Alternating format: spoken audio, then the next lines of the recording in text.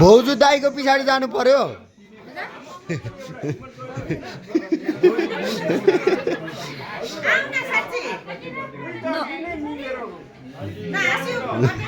त्यसै कुनै भन्नु न।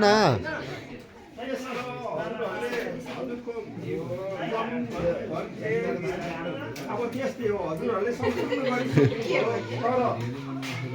केटोले यस्तो गरिदिनु भनेर भन्दा कहीँ तपाईँहरूलाई ठेस लाग्यो होला, कहीँ केही बसन्तको ठुलो आयो होला तर त्यो पनि उहाँहरूलाई चाहिँ बस्ने मान्छेलाई पनि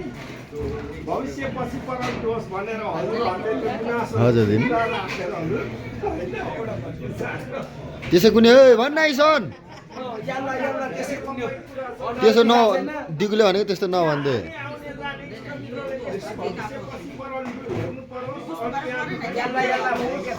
तपाईँको भविष्य योले यसो धेरैवटा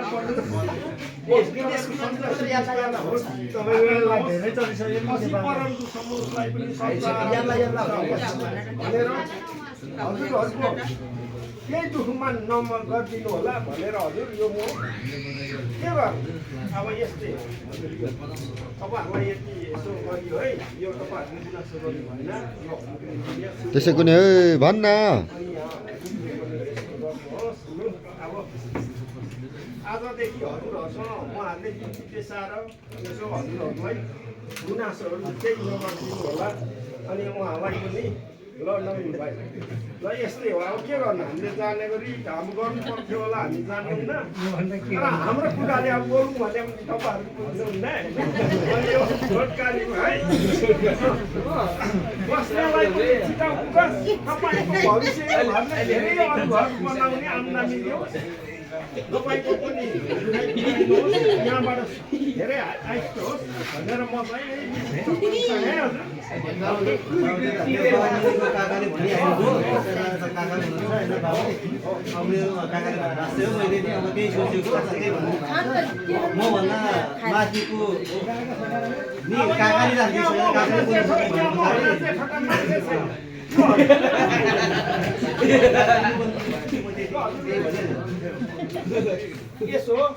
टोपी लाउनु भएको यसरी लगानी हालेर प्रगति उन्नति गरेको सुन्नु पाऊँ हामीले देख्न पाऊँ भन्ने हाम्रो पनि आशीर्वाद हो होइन। काम गर्दै जाँदा केही नमिठो बस्नु बोलेर कहीँ कुनै समय हुन सकेन तर हाम्रो चाहिँ आशीर्वादै हजुर यहाँबाट प्रगति गरेर घरहरू अझै ठाउँ बनाउने होस् भन्ने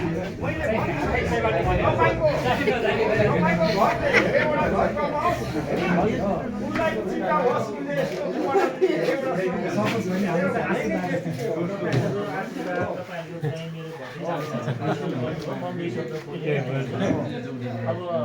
अलिकति हिजोको दिनलाई तपाईँहरूको समन्वय भएको कुराहरूलाई अब हामी त अब बसेर बोल्ने पनि फुर्सद छैन म आफ्नो व्यस्तता हो आइहाल्नु भयो अनि सकियो त्यस्तो त्यस्तो हुन्छ यसरी लगानी हालेर प्रगति उन्नति गरेको सुन्नु पाऊँ हामीले देख्न पाऊँ भन्ने हाम्रो पनि आशीर्वाद हो होइन। काम गर्दै जाँदा केही नमिठो बस्नु बोलेर कहीँ कुनै समय हुन सकेन तर हाम्रो चाहिँ आशीर्वादै हजुर यहाँबाट प्रगति गरेर घरहरू अझै ठाउँ बनाउने होस् भन्ने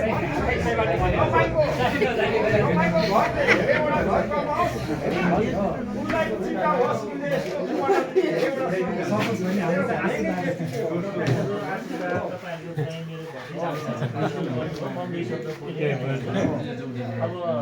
अलिकति हिजोको दिनलाई तपाईँहरूको समन्वय भएको कुराहरूलाई अब हामी त अब बसेर बोल्ने पनि फुर्सद छैन म आफ्नो व्यस्तता हो आइहाल्नु भयो अनि सकियो त्यस्तो त्यस्तो हुन्छ अनि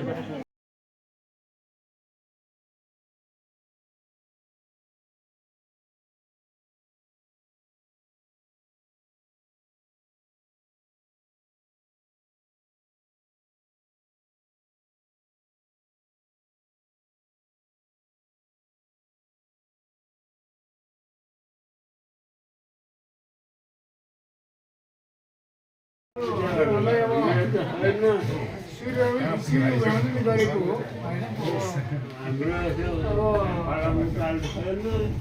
हामीले अहिलेसम्म चिन्तामा मनुष्य पुर्याइदिन्छु भनेर भगवान्ले होइन अथवा